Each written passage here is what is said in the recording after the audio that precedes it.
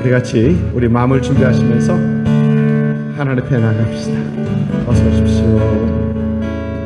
이 시간 우리 하나님 앞에 예배 드릴 때 하나님, 우리 예배가 신령과 진정으로 주 앞에 드려지는 그런 예배가 되게 하시옵시고, 하나님, 우리 예배가 하나님 앞에 이 예배가 온전히 선달되는 그런 예배가 되게 하시옵시고, 하나님, 이 예배가 하나님의 은혜로 충만케 되는, 하나님의 성령으로 충만케 되는 예배가 되게 하옵소서. 하나님, 전심으로 주 앞에 예배 드릴 때 하나님, 우리에게 하나님의 기쁨으로 주께서 채워주옵소서. 이 시간 한번 같이 기도하면서 주 앞에 나갑니다. 기도합니다. 아버지 하나님, 감사합니다. 이 시간에 주님을 찬양합니다. 하나님, 주님의 높여드립니다.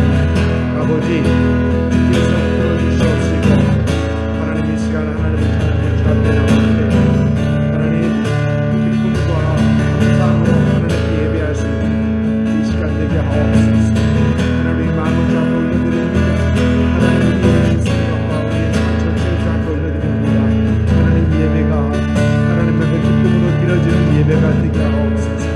하나님의 성령으로 충만케 하시옵시고, 하나님의 은혜로 주께서 채워주시옵시고, 하나님의 많이 받는 이 귀한 예배가 되게 하옵소서. 감사와 찬양을 앞에 올려드립니다. 하나님, 오늘도 주께서 우리 성도를 함께 하시옵시고, 어디서 주님을 예배하든지 하나님과 하나님을 잘 찬양하시고 이 예배가 되게 하옵소서. 감사와 찬양을 앞에 올려드립니다. 예수님의 아멘. 주 하나님, 독생자 예수 날 위하여 오시었네. 내 모든 죄 다 사하시고 주님에서 물러나신다. 내 구세주 살아계신 주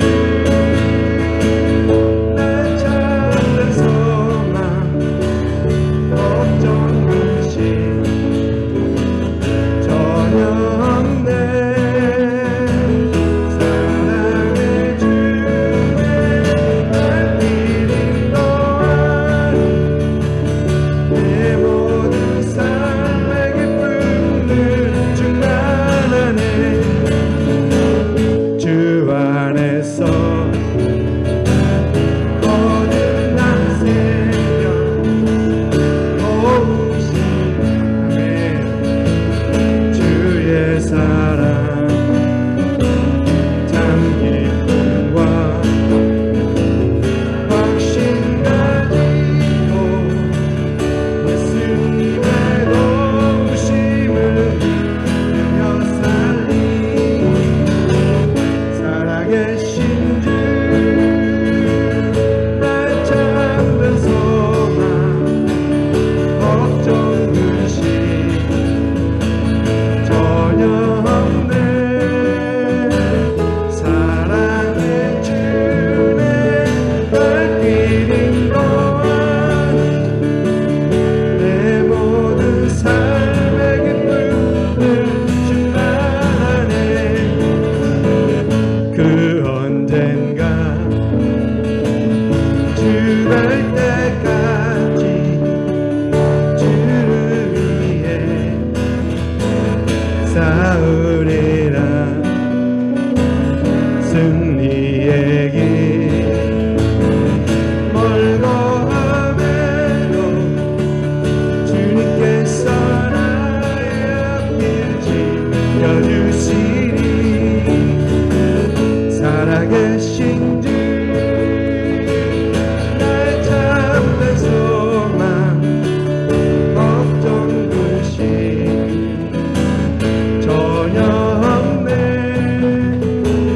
사랑의 주의 발길인 동안이 내 모든 삶의 기쁨을 충만히. 우리 3절 다시 한번 할까요? 그 언젠가, 그 언젠가 주 뵐 때까지 주를 위해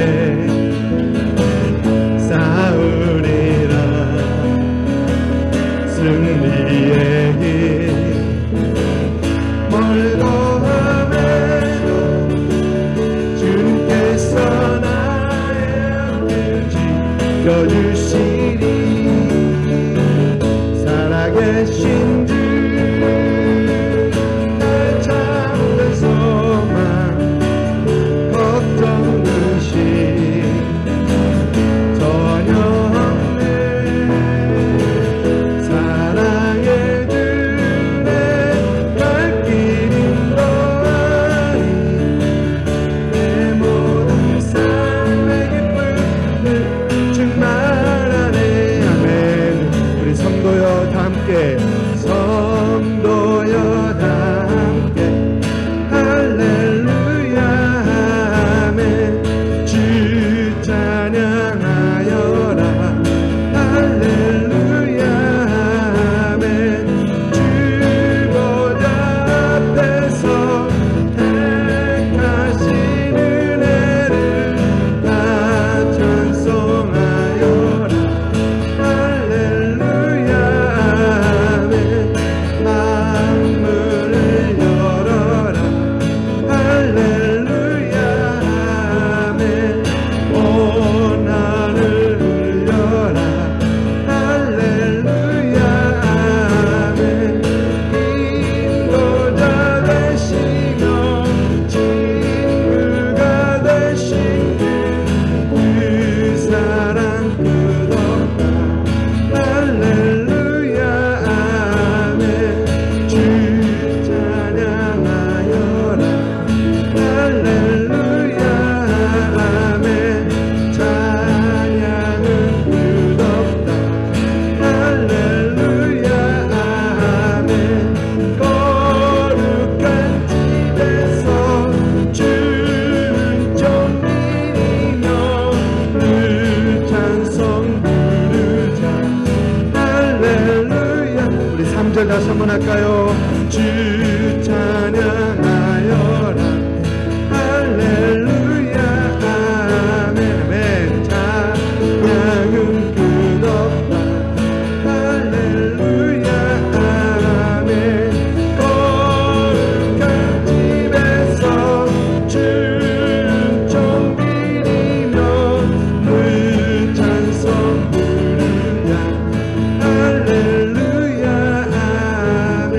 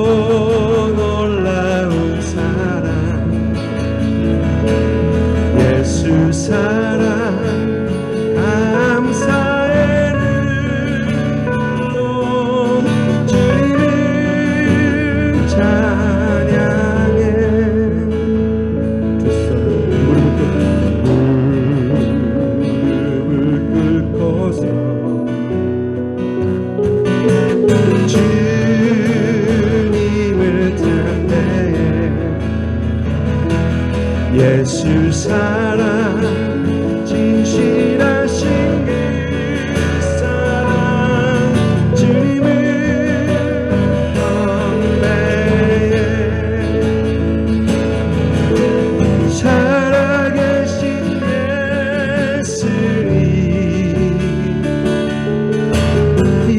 예수님을 찬양해 영원하신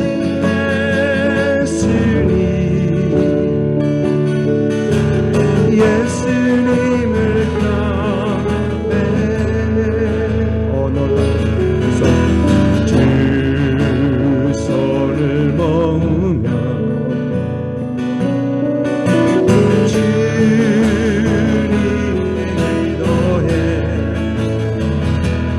예수 사랑 위대하신 그 사랑 주께 감사해 주 손을 들고서 주 손을 들고서 주님을 찬양해 예수 사랑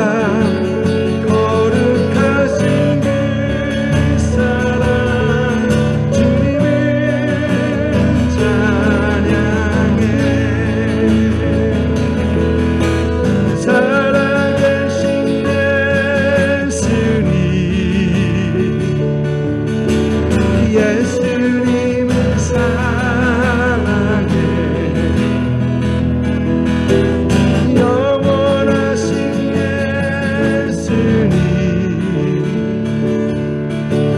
예수님을 사랑해 살아계신 예수님 살아계신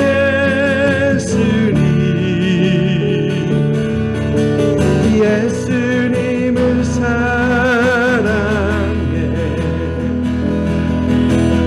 영원하신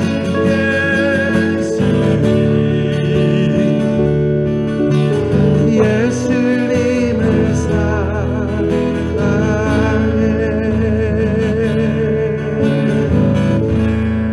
아멘. 우리 같이 일어서서 왕이신 하나님 우리 주 앞에 찬양하면서 계속해서 예배드립니다. 왕이신 나의 하나님 내가 주를 높이고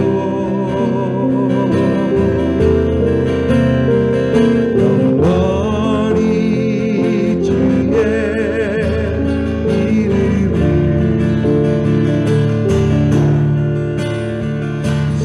성취하리라.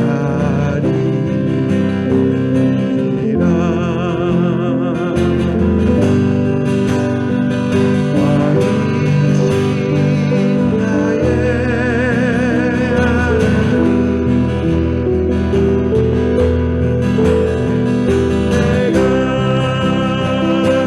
주를 높이고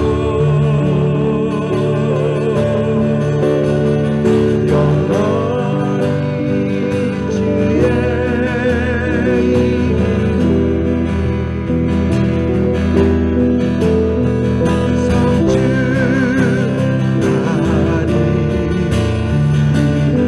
성취하리라. 우리 다시 한번 왕이신 하나님 찬양합니다. 왕이신 나의 하나님 내가 주를 높이고 영원히 주의 이름을 성취하리라.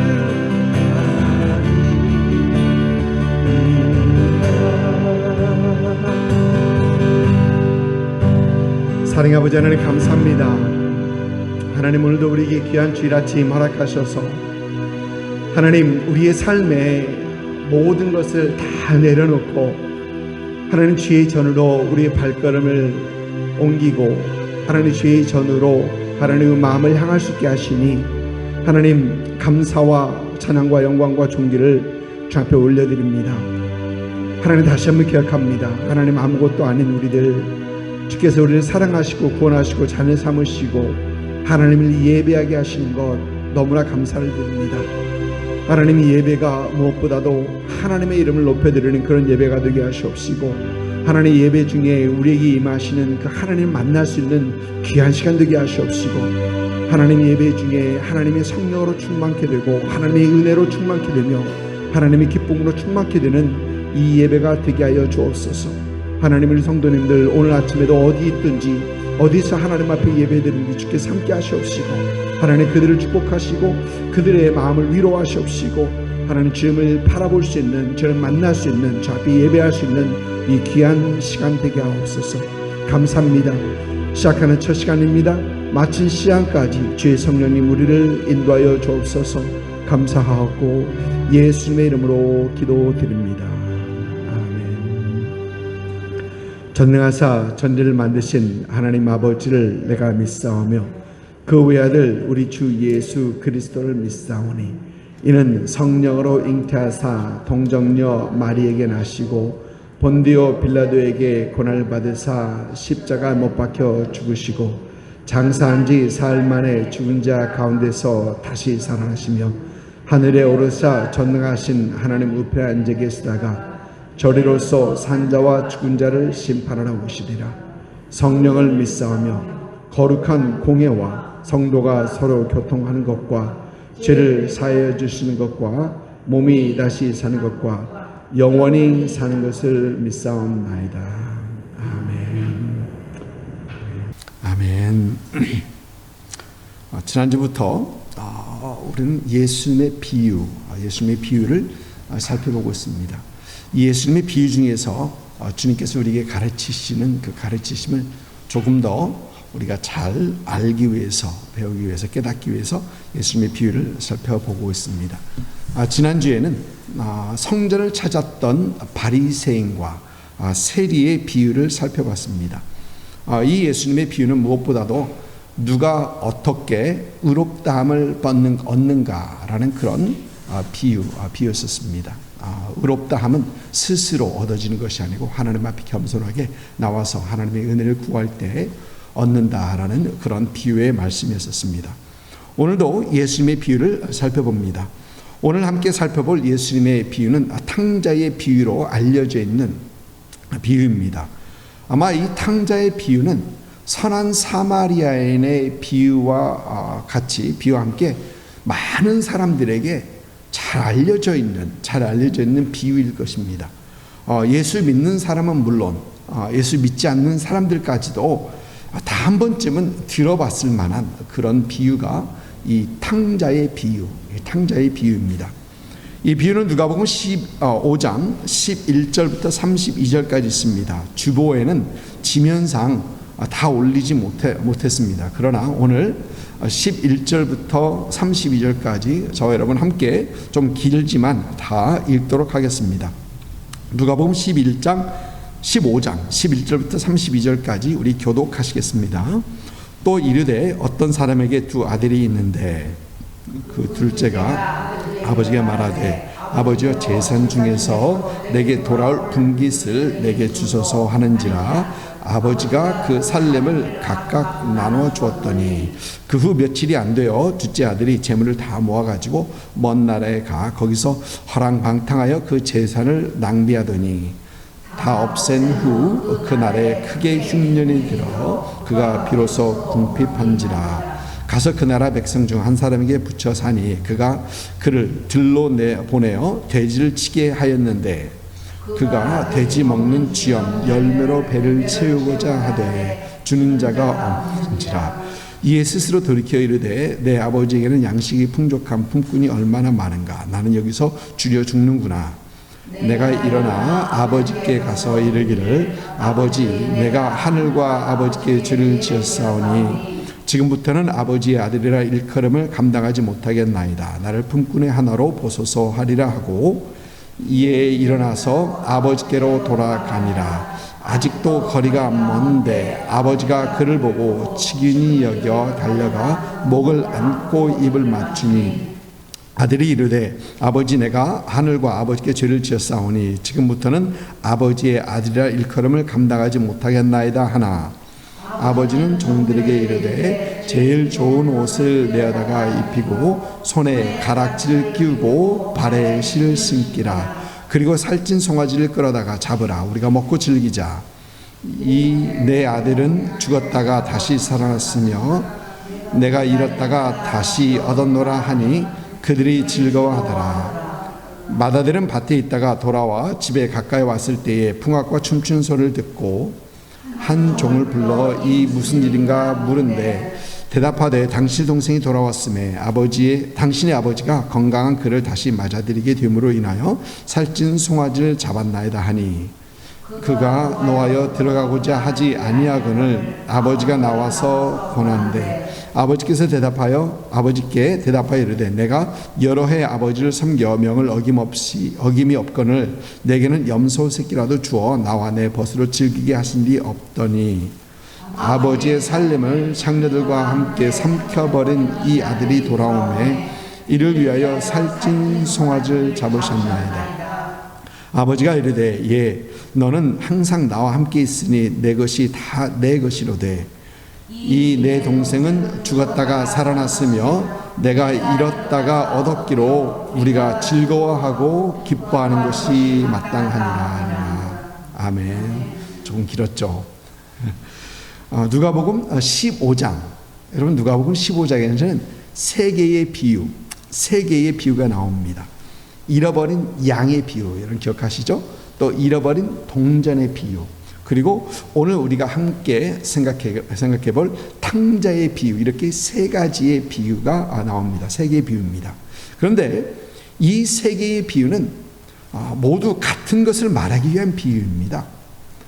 잃어버린 양의 비유를 마치시면서 우리 주님께서는 7절 말씀에 15장 7절 말씀에 내가 너에게 이르노니 이와 같이 죄인 한 사람이 회개하면 하늘에서는 회개할 것이 없는 의인 99으로 말미암아 기뻐하는 것보다 더하리라 라고 하십니다. 또 잃어버린 동전의 비유를 마치신 후에 10절 말씀에서는 내가 너에게 이르노니 이와 같이 죄인 한 사람이 회개하면 하나님의 사자들 앞에 기쁨이 되느니라 라고 하십니다. 또 탕자의 비유를 마치시면서 32절에서는 이 내 동생은 죽었다가 살아났으며 내가 잃었다가 얻었기로 우리가 즐거워하고 기뻐하는 것이 마땅하니라. 이렇게 각각 비유들을 우리 주님께서 마치십니다.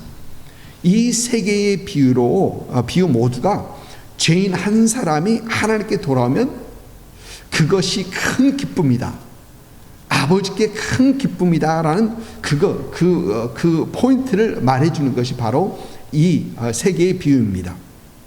여러분 한 가지 잠깐 언급하고 참 넘어가야 되는 것이, 한 가지 눈에 띄는 것은 잃어버린 양을 찾았던 한 사람이 있었고, 그렇죠? 잃어버린 동전을 찾았던, 집을 샅샅이 뒤집어 찾았던 한 여인이 있었는데, 잃어버린 아들은 보면은 스스로 돌아옵니다. 그런데 여러분 조금 더 생각해 보면 방황하던 아들이 돌아올 수 있었던 것은 변함없이 그 아들을 사랑하는 그 아버지가 있었기 때문에. 그리고 오늘 이 비유에서는 우리 주님께서 말씀하시지 않고 계시지만 잃어버린 아들을 찾기 위하여, 잃어버린 사람들을 찾기 위하여 독생하신 예수 그리스도, 아들을 보내신 그 하나님을 우리는 이 뒤에서 분명 봅니다. 특히 더 재밌는 것은 지금 현재 우리 주님께서 하시고 계시는 그 사역, 주님께서 나오는 이 세리들과 죄인들, 우리 주님께서 우리 주님 그 자신이 하나님께서 보내신 그 사람, 일하고 계시는 그 사람이라는 것입니다. 근데 참 오늘 말씀에서는, 오늘 비유에서는 잘 얘기하고 있지 않지만 그 뒤에서, 뒷배경에서 이루어지고 있는 그 일들입니다. 우리 주님께서는 세 개의 비유를 말씀하시는데 왜 굳이 같은 같은 세 개의 비유를 말씀하실까요? 그것은 이 비유에 담긴 메시지가 그 정도로 중요하다는 것입니다. 먼저 우리 주님께서 이 비유를 말씀하시게 된 그 동기를 먼저 살펴봅니다. 이 세 개의 비유를 말씀하시면서 시작하면서 누가복음 15장 1절과 2절은 이렇게 시작합니다. 모든 세리와 죄인들이 말씀을 들으러 가까이 나아오니 바리새인과 서기관들이 수군거려 이르되 이 사람이 죄인을 영접하고 음식을 같이 먹는다 하더라. 여러분, 참 재밌는 모습입니다.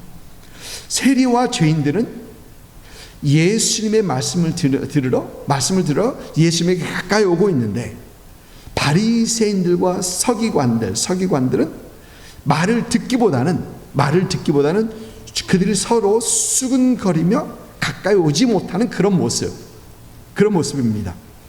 여러분, 누가복음 14장 15장 바로 전입니다. 그러니까 14장 맨 마지막을 보면은 들을 귀가 있는 자는 들을지어다로 마칩니다.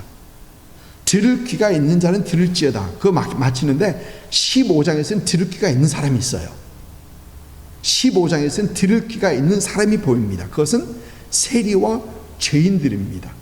세리와 죄인들은 들을 귀가 있어서 주님 앞에 나오는데, 그러나 바리새인들과 서기관들은 듣지 않고 서로 수군거리는 그 모습들, 참 재밌는 모습이 이어지고 있는 것입니다. 우리는 이 비유의 말씀을 조금 더 잘 이해하기 위해서 바리새인들과 세리들의 서기관들의 이 세리를 향한, 죄인을 향한 그들의 생각과 자세, 우리는 다시 한번 기억해야 합니다. 여러분, 지난주에도 조금 나눴지만 당시 바리새인들은 이스라엘 종교 지도자들로서, 여러분 평범한 사람들이 아니었고요, 종교 지도자들로서 하나님의 말씀을 스스로 수호하는 사람들이다. 우리는 하나님의 말씀 지키는 사람들이야 라고 스스로 자부했던 사람들입니다. 또 그리고 그들은 하나님의 말씀을 철저하게 지키려고 노력했던 어떤 그런 사람들입니다. 누가 봐도 그들의 생활에서나 그들의 이 옷 입는 이 복장에서나 또 그들의 말하는 그것에서 누가 봐도 거룩한 사람이라는 표를 딱 달고 다니는 사람들. 그래서 백성들로부터, 많은 사람들로부터 랍비, 선생이라는 그 호칭을 받았던 사람들이 바로 이 바리새인들과 서기관들입니다. 그런데 오늘 말씀에서 보이는 이 1절에서 보이는 이 세리들의 모습은 이스라엘을 억압하고 있는 로마 정부들을 위해서 동족들에게 세금을 징수하던 사람들, 그리고 또 정해진 세금보다도 더 많은 액수를 걷어서 자신의 배를 채웠던 사람들, 그래서 동족들로부터 반역자로 여겨졌던, 용서받지 못할 사람들로 여겨졌던 사람들이 바로 이 세리들입니다. 바리새인들은 이 세리들의 근처에도 가지 않으면 물론 그들에게 하나님의 말씀을 가르치거나 올바른 길로 양도할 시도도 하지 않습니다. 왜? 용서받지 못할 사람들, 구원받지 못한 사람들이기 때문에 말씀을 가르치거나 올바른 길로 양도하지도 않습니다. 또 세리들을 이스라엘 회중에서 출교시키고 되지보다 못한 존재로 여겼던 것입니다. 그런데 우리 예수님께서는 사역을 하시면서 세리들, 장녀들, 또 사회에서 버림받고 소외당하는 사람들을 우리 주님께서 찾아다니십니다. 여러분, 주님께서 사셨던 사람들은 바리새인과 서기관들, 종교자들, 힘 있는 사람들이 아니셨어요. 우리 주님께서는 찾으셨던 사람들, 세리들, 장녀들, 또 소외된 자들, 이들을 찾아다니십니다.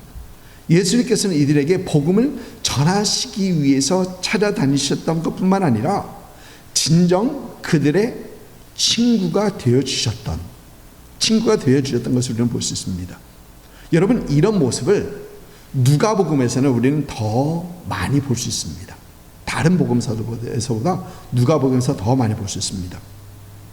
그런데 이런 예수님의 행보가 바리새인들에게는 매우 못마땅합니다. 이런 예수님의 모습이 못마땅합니다. 그래서 바리새인들은 어찌하여 세리와 죄인들과 함께 먹고 마시느냐라고 핀잔을 줍니다. 그리고 세리와 죄인들의 친구다 라고 하면서 예수님을 비난하기에 바쁩니다. 여러분, 지난주 잠깐 언급했던 삭개오의 집에 예수님께서 들어가시자 그들은 수군거리는 모습을 우리는 잠깐 봤었죠. 죄인의 집에 유하러 들어갔다 라고 하면서 뒤에서 보니까 수군거리는 것을 우리는 봅니다. 여러분, 조금 전에 우리가 읽었던 15장 2절의 말씀, 이 바리새인들의 모습입니다.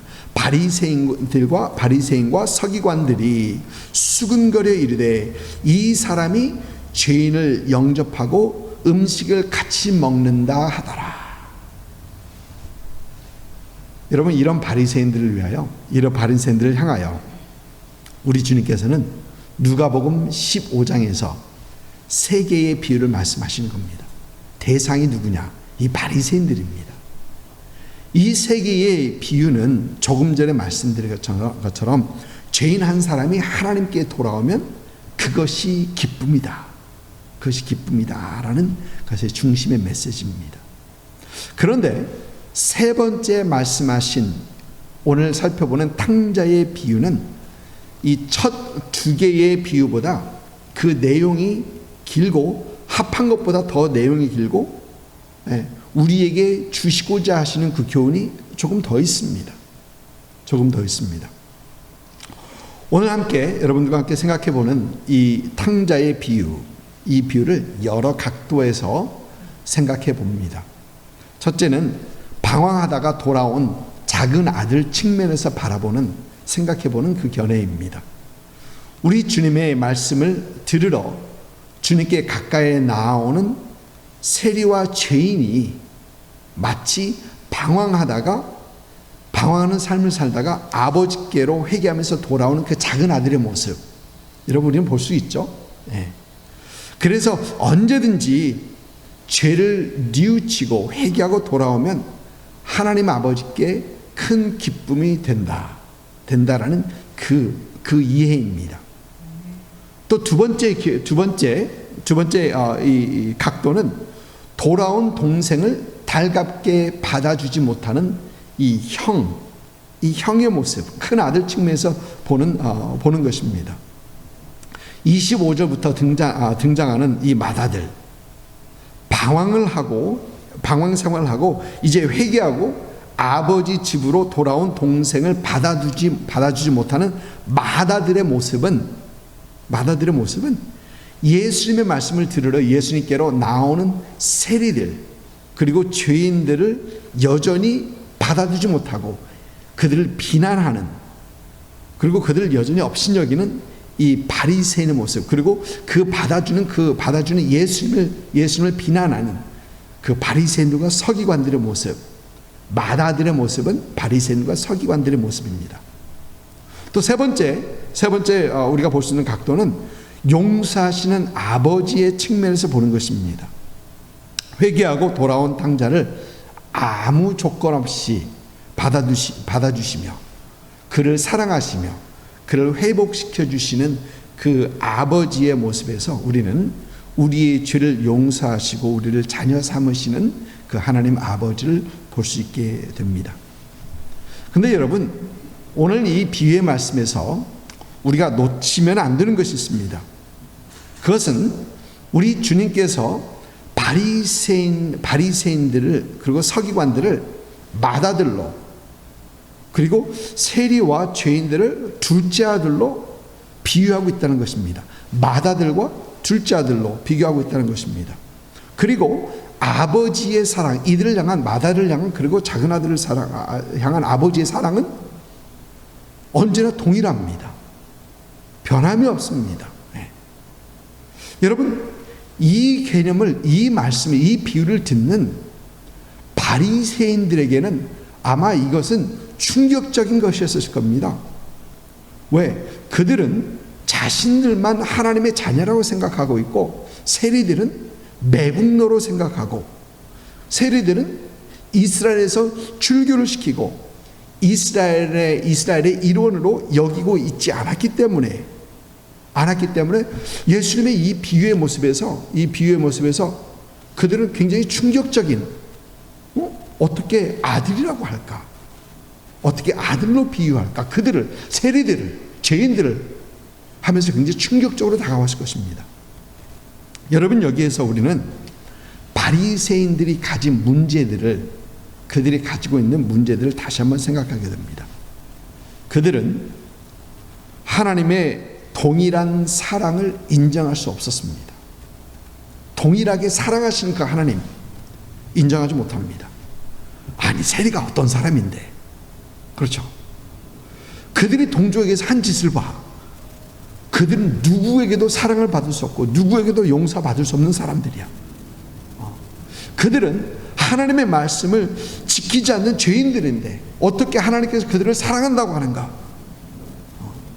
여러분, 바리새인은 이렇게 생각할 수밖에 없어요. 왜? 그들은 스스로 의롭다 여기는 사람들이었습니다. 그런데 그들이 스스로 의롭다 여기는 것은 그들의 신분, 이스라엘 지파다, 바리새인이다. 또 그들의 행함, 그들의 율법을 철저하게 지키는 그런 삶 속에서 그들은 스스로 의롭다라고 생각하는 그런 의를 주장하고 있었기 때문입니다. 그런데 세리는 이스라엘의 일원도 아니고 율법을 철저히 지키는 사람도 아닌데, 심지어 동족의 고혈을 짜는 세리를 하나님께서 사랑한다? 네. 이방인도 아니, 이방인들보다 못한, 돼지보다 못한 세리들, 그리고 하나님의 말씀을 지키지 않는 그 세리들, 하나님께서 그들을 어떻게 사랑해? 네. 이해가 되지 않는 것은 당연한 것입니다. 당연한 것입니다. 또 바리새인들은 이해하지 못하는 것 중에 하나가 회개했다는 것 하나로 모든 것을 용서한다? 여러분, 회개했다는 것 하나로 모든 것을 용서한다? 이것도 이해하지 못합니다. 이 말은 조건 없이 베푸시는 하나님의 사랑과 은혜를 그들은 이해하지 못한다는 겁니다. 조건 없이 베푸시는 하나님의 은혜와 사랑을 이해하지 못합니다. 여러분, 바리새인들은 이 조건 없이 베푸시는 하나님의 은혜와 사랑을 이해하지 못하기 때문에 그들은 하나님의 사랑을 얻기 위해, 하나님의 은혜를 얻기 위해 항상 무엇인가를 해야 합니다. 여러분, 조건 없이 주신 하나님의 은혜와 사랑을 이해하지 못하면 우리는 항상 내가 무엇을 해야지 사랑을 받고 내가 무엇을 해야지 은혜를 받는다라는 그런 잘못된 생각에 우리는 굴레에 씌우게 됩니다. 그래서 그들은 율법에 율법을 쌓고 규례에 규례를 더하여서 그들은 그것을 지키려고 애쓰고 무난한 노력을 했던 겁니다. 이것은 하나님의 사랑을 얻기 위해, 하나님의 은혜를 얻기 위해. 그런데 그렇게 하지 못하는 세리들이 회개한다고 모든 죄가 사해져? 그들이 무엇을 했길래? 이해가 되지 않는 거죠. 이해가 되지 않는 것입니다.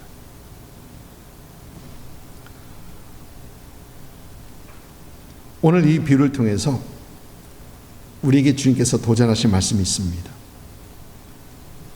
먼저 우리는 우리 자신이 둘째 아들처럼 아버지의 조건 없는 사랑을 받은 사람들인 것을 우리는 기억해야 합니다. 여러분, 오늘 말씀에서 보이는 이 둘째 아들, 사실 너무 큰 죄를 지었습니다. 보통 유산은 아버지가 죽은 후에 그 유산을 얻게 되어 있습니다. 그런데 그 유산을 먼저 달라고 한 것은 아버지는 나에게 죽은 사람처럼 아버지는 나에게 없는 사람인 것입니다. 라는 그런 얘기를 서슴없이 하는 겁니다. 그리고 그 유산을 받아서 흥청망청 방탕한 그런 삶 속에서 그는 다 허비했습니다. 그는 너무 큰 죄를 지었고 너무 많은 죄를 지었습니다. 그리고 그 죄에 너무 깊이 빠져 인생의 바닥까지 떨어집니다. 그런데 그가 회개하며 돌이키며 아버지께 돌아왔을 때 그의 아버지는 조건 없는 사랑으로 그를 받습니다. 여러분, 우리도 마찬가지입니다. 여러분, 우리는 가끔 우리 스스로가 이 정도면 괜찮은 사람이지 라는 생각을 합니다. 여러분, 그러나 그 생각이 얼마나 잘못되었는가는 하나님께서 우리 죄를 위하여 치르신 대가를 보면 압니다. 하나님께서 우리 죄를 사하시기 위하여, 대하시기 위하여, 우리 대신하시기 위하여 하나밖에 없는 아들을 처참한 십자가에 달으시고 그것으로 우리 죄를 갚으셨던 것입니다. 그런데 우리는 가끔 우리는 이 정도면 괜찮지, 우리가 죄가 크지 않다라고 생각합니다. 여러분, 그렇지 않습니다. 우리도 이 오늘 비유에서 보이는 이 작은 아들처럼 너무 큰 죄를 지었고 너무 많은 죄를 지었고 또 스스로를 구원할 수 있는 그 힘이 전혀 없는 사람들이었습니다. 그러나 우리는 여전히 그 하나님께서 계시기 때문에 조건 없이 베푸시는 그 하나님의 사랑과 은혜 때문에 우리는 하나님께 돌아올 수 있었던 것입니다. 여러분, 이 하나님 아버지의 사랑과 은혜를 항상 기억하는 우리가 되어야 되겠습니다. 또 오늘 배운 말씀을 보면 우리는 우리에게 이 마다들의 모습이 있는 것을 봅니다. 마다들의 모습이 우리에게 없잖아 있는 것을 봅니다. 여러분, 동생을 받아들인다라는 것 쉽지 않습니다. 말처럼 쉽지 않습니다. 만일 이런 상황이 실제로 우리에게 일어났다면 여러분 어떤 생각을 하시겠습니까? 쟤는 왜 집에 온 거야? 어떻게 하고 떠났는데 쟤는 왜 집에 온 거야? 그렇지 않습니까? 하겠습니까? 네. 회개했다고 왔는데 그 진심인가? 아니면 살기 힘드니까 기어 들어온 거겠지. 네. 그런 생각 하지 않겠습니까? 그리고 잔치는 무슨 잔치? 네. 모든 것을 탕진하고 돌아온 주제에 그냥 자정하고 그냥 절제하고 좀 그냥 가만히 있지. 여러분, 이런 생각이 우리에게 들지 않는다는 보장이 없죠. 없습니다.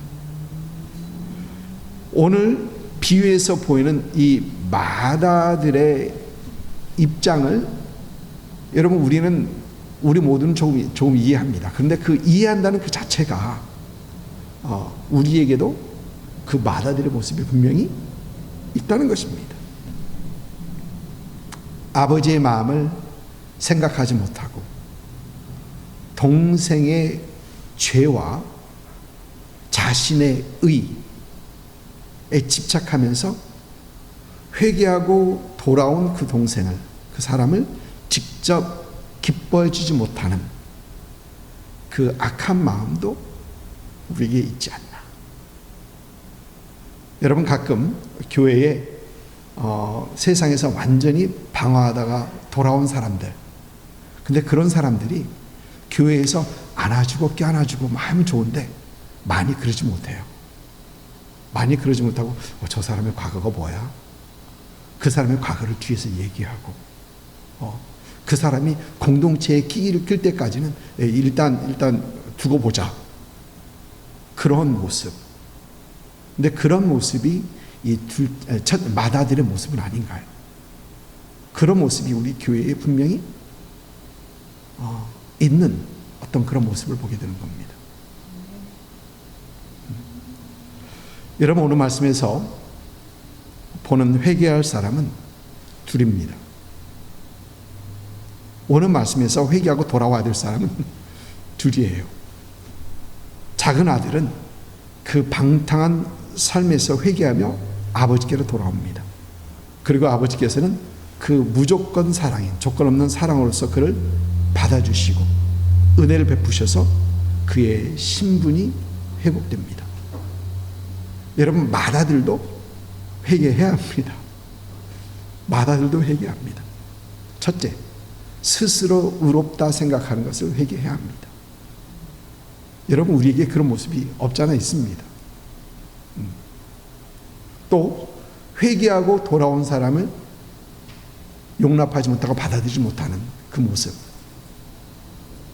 회개해야 합니다. 그러니까 하나님의 교회는, 사실 하나님의 교회는 완벽한 사람들이 모이는 곳이 아니에요. 하나님의 교회는 너무 모자른 사람들이 모이는 곳입니다. 하나님의 교회는 죄인들이 모이는 곳입니다. 그러다 보니까 서로 마찰도 있고요. 그거 충분히 이해합니다.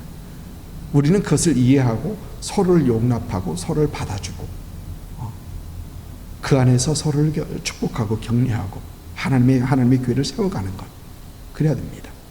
근데 그러지 못하는 우리의 모습, 회개해야 된다는 것입니다. 또 세 번째, 하나님의 아버지의 마음을 이해하지 못하는 것. 여러분, 바리새인들이 멀리 서서 비난합니다. 세리와 죄인들은 예수님 앞에 나아갑니다. 회개하면서 주 앞에 나아가는, 하나님께 나아가는 그런 모습입니다. 그런데 그들은 그것을 비난합니다. 그렇게 받아주는 예수님, 받아주는 아버지를 비난합니다. 하나님의 아버지의 마음을 이해하지 못하기 때문에. 여러분, 우리 주님께서 뭐라 하십니까? 나는 잃어버린 자를 찾으러 왔다고 하시지 않습니까? 그런데 그 말씀도 바리새인들과 서기관들이 세리와 죄인들과 함께 하신 그 예수님을 비난하니까 나는 의인을 부르지 아니하고 죄인을 부르러 왔다 라고 하시는 그런 모습이었습니다. 근데 아버지의 마음 이해하지 못하는 것, 회개해야 된다는 것입니다. 여러분, 우리는 믿지 않는 사람들이 회개하며 하나님께 돌아오기를 기도합니다. 그런데 맏아들의 마음으로는 회개하며 하나님 앞에 돌아오는 자 절대 용납 못합니다.